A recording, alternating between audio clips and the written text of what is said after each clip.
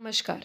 आपको हर दिन पावन श्रृंखला की जानकारी नियमित व सबसे पहले मिलती रहे, इसके लिए कृपया आप हमारे चैनल को सब्सक्राइब कर बेल आइकन अवश्य दबाएं। हर दिन पावन श्रृंखला की आज 16 फरवरी की कड़ी में आइए स्मरण करते हैं महाप्राण सूर्यकांत त्रिपाठी निराला जी को। महाकवि सूर्यकांत त्रिपाठी निराला जी का जन्म 16 फरवरी 1896 को हुआ था।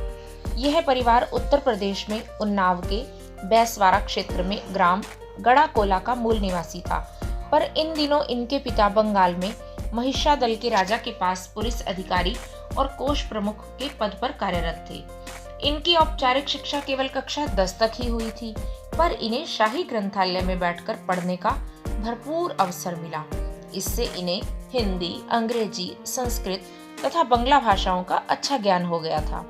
सूर्यकांत को बचपन से ही विश्व कवि रविंद्रनाथ टैगोर की रचनाएं पढ़ने में बहुत आनंद आता था।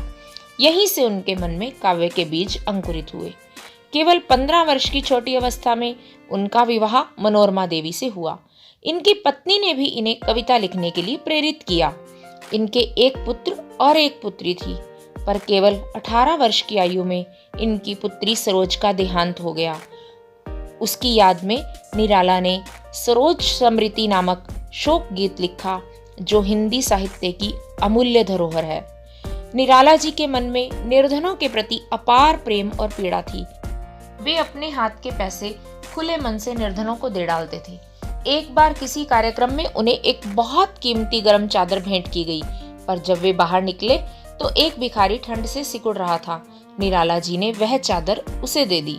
उनकी इस विशाल हृदयता के कारण लोग उन्हें महाप्राण निराला कहने लगे। निर्धनों के प्रति इस करुणा भाव से ही उनकी वह आता दो टूक कलेजे के करता पछताता पथ पर आता नामक विख्यात कविता का जन्म हुआ। निराला ने हिंदी साहित्य को कई अमूल्य कविताएं व पुस्तकें दी। उन्होंने कविता में मुक्त छंद जैसे नए प्रयोग किए। कई विद्वानों ने इस व्याकरणहीन काव्य की आलोचना भी की, पर निराला ने इस ओर ध्यान नहीं दिया।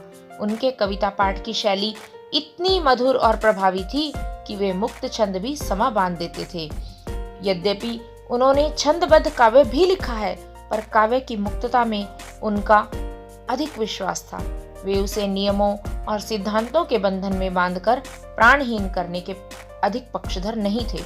उस समय हिंदी साहित्य में शुद्ध व्याकरण की कसौटी पर कसी हुई कविताओं का ही अधिक चलन था।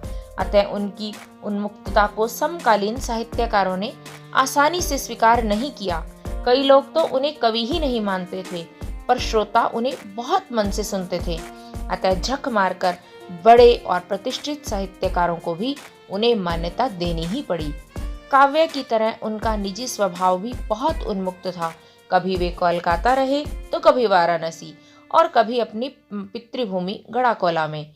लखनऊ से निकलने वाली सुधा नामक पत्रिका से संबद्ध रहने के कारण वे कुछ समय लखनऊ में भी रहे। यहीं पर उन्होंने गीतिका और तुलसीदास जैसी कविताएं तथा अलका एवं अप्सरा जैसे उपन्यास लिखे। उन्होंने कई लघु कथाएं भी लिखी।